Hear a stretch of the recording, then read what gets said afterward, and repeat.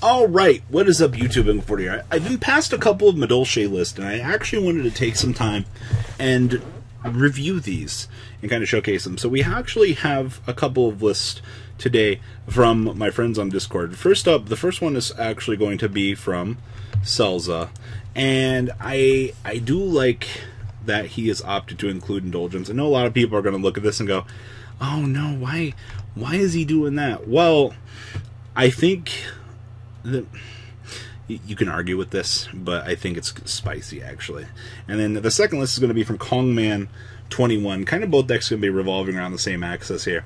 So the first list that we're portraying here is Selza's. Like I said, he's sporting a Pot of Indulgence. He's maxed out his extra deck to kind of compensate for the use of this, and this also grants you the ability to draw more cards without banishing key things. So you can argue this for what you want, if you want to play it or not, but I think that this might be the way to go. And of course this list is showing off the beautiful Pudding Saucier. So you gotta remember, if this card is in your graveyard, is destroyed by your opponent's card and sends to the graveyard, shuffle this card into the deck. If you have no monsters in your graveyard, you can special summon this card from your hand.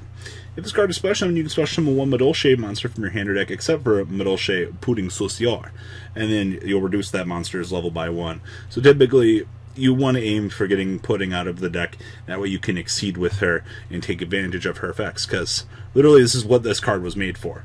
And then, of course, you can't special summon monsters the rest of that turn, except for Madolche monsters. Now, I don't have a degree in Madolche candy technology, but I will tell you that the inclusion of kaijus seems to be about the way that people are going. Having those generic board wipes, like I said, I think we've gone into a kaiju format at this point. Having access to these large monsters to clear things off and just ram your opponent for extra damage and set up for boards, it's not a good game state for Yu-Gi-Oh, but man, it is an interesting one. So we have one copy of Gamma Steel, one copy of Kumamungus, and of course we have one copy of the Thunder King Strike Kaiju. We're packing 3 Slumbers with 3 Kaiju targets. I think a few people are going to disagree with this logic. They'll be like, oh, you should be playing more Kaijus.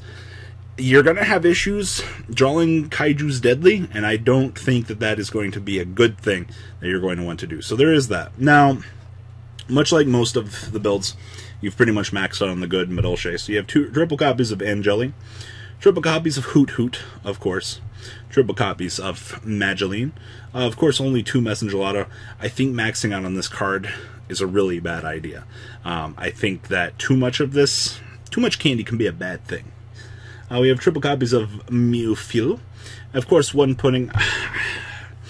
I've seen some crazy people out there that were trying 2 Pudding, and I don't think that is correct in the least. A level 5 that's a dead draw that you can't do anything with, yeah, not today. Now, of course, triple Pudding Saucier, this, like I said, the new card, just comes out in Savage Strike. Beautiful. We have one copy of the Thunder King Lightning Strike Kaiju.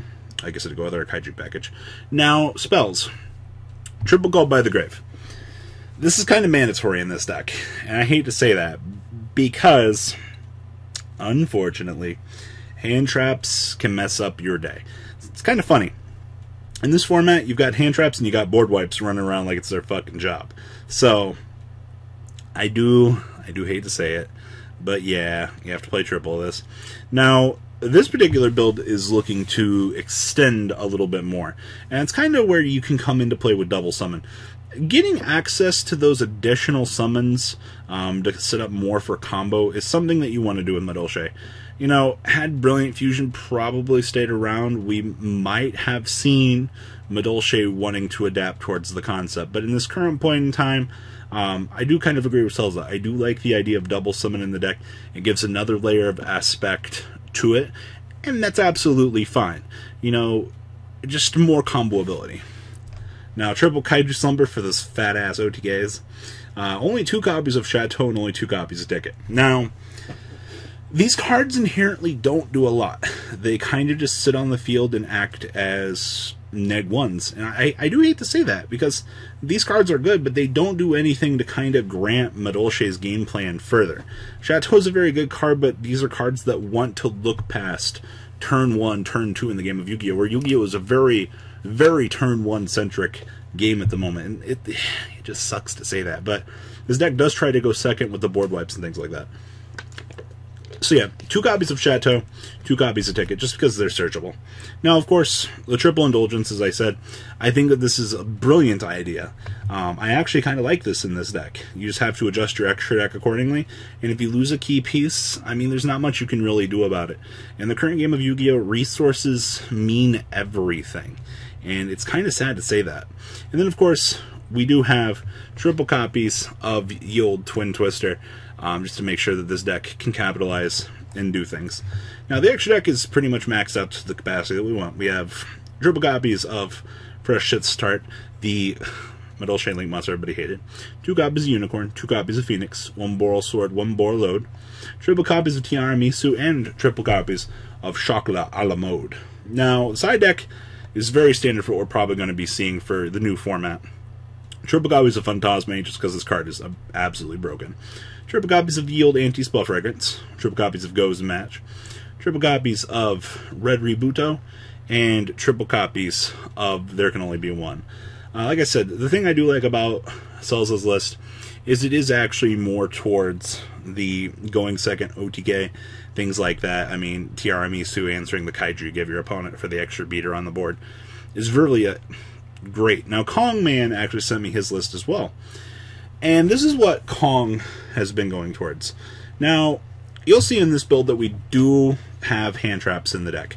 We're also packing a full range of Solemns in here as well to kind of combat things. I think that this build is trying to do the best of both worlds. It's trying to go first and second to capitalize. We have no Slumbers in this build, which means adjust how you really want to. We're also not playing Indulgence in here. This is more of kind of a pure hybrid, I believe. So anyway, we have 2 copies of Gamma Steel, 1 copy of Kumamungus. This is our Kaiju package. Once again, you Kaiju over your opponent's problem card, and your opponent, what are they really going to do to you? You know, you just Tiara Misu it away. We have 1 copy of Pudding, triple copies of Angeli, as per standard, triple copies of Mageline, triple copies of Messengelato, and then, of course, we have triple Pudding Susior, triple copies of Ash Blossom, triple Hoot Cake, and 2 Mifu. This build is not trying to abuse Thine Pudding at all, actually. Actually kind of wish Thine Pudding was in here, but it's okay. So there is that. Spells, we have 1 copy of Monster Reborn, 1 copy of Upstart, 2 copies of Chateau, 2 copies of Ticket. This is very much the standardized norm, as I said, between these 2 builds. Oh no, never mind. Pudding is in here. Man, I'm blind today. Okay, so 2 copies of this, standardized norm. Triple copies of Called by the Grave, standardized norm. We have 2 copies of Forbidden Chalice. I would argue that this is going to be a meta game choice, depending on what you're running into in your local area and things like that. Forbidden Chalice could actually be a really good tech choice. So bear that in mind when you are looking at this list. You might have some personal opinions and things like that for things you want to cut, but there's that. And then, of course, we have 2 copies of Twin Twister, and then we're packing the 1 Judgment, the 2 Strike, and the 1 Warning. Kind of give you, like I said, the best of both worlds. Like, the Solemn Engine isn't necessarily a bad thing, but it does give you protection, and having protection is not always a bad thing, ladies and gentlemen. Now, the extra deck down here, we have 1 copy of Mrs. Radiant, we have 2 copies of Fresh Start, no need to max out on that, 1 copy of Unicorn, okay, we have 1 copy of Phoenix, 1 Borreload, 1 Levier, triple Tiara Misu, 1 Exciton Knight, 1 Abyss Dweller, 1 Chocolat a la Mode, 1 Clearwing, and 1 Black Rose. Side deck, we have 2 Ghost Ogre, 2 copies of the Chocolats. Let's see here. What does this thing actually do? Once a return, when the battle position of a Madolche monster you control is changed, it is now face up. When this face up card is on the field, you can target 1 monster field, change it to face down defense mode. Huh. Doesn't seem terrible. We have 2 copies of Effect Valor, 1 copy of Brionic, 1 copy of Cerberus, 1 copy of Chalice, 2 Shared Ride, 2 Goes and Match, and 2 Shadow Imprisoning Me. You can pretty much rotate these for other things. I believe this is in here just for a metagame choice for Kong Man's local region. But this is all I have for these 2 Madolche lists, guys. Please leave a comment down below. Tell me what you guys What do you guys think about these? What are your opinions? Just different varieties going around for Madolche stuff. So like I said, I'd like to hear your opinion on these lists, guys. Alright, I'm peacing out. Later, guys. The ride never, well, truly ends. Thank you, patrons. Without you guys, I don't know what I'd be wearing in these videos. I might be a Truffle Shuffle incident all over again. Guys, please also check out Vanquil40 for some awesome Vanguard content. Some other interesting stuff you might find up here on the left or in the description as well. Thanks for watching.